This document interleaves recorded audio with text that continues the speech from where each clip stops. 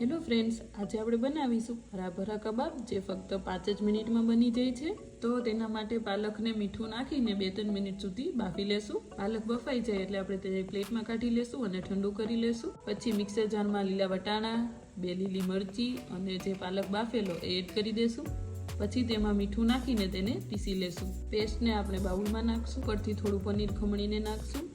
તેમાં red chilli flakes, oregano અને સ્વાદ પ્રમાણે મીઠું નાખીને તેને મિક્સ કરી દેશું। પછી તેમાં બાઇન્ડિંગ માટે આપણે 2 ચમચી જેટલો કોર્નફ્લાવર નાખશું। આ રીતે આપણે કબાબ બનાવી લેશું અને ઉપરથી આપણે કાજુ રાખી દેશું। જો તમને કાજુ પસંદ ના હોય તો તમે તેને સ્કીપ પણ કરી શકો। હવે આપણે કબાબને શેકવા માટે મૂકી દેશું। આપણે શેકતી વખતે 1 થી 2 ચમચી જેટલું તેલ એડ કરશું। આ રીતે ફેરવીને બીજી બાજુ પણ શેકી લેશું। કબાબ શેકાઈ જાય એટલે આપણે તેને પ્લેટમાં કાઢી લઈએ। તો તૈયાર છે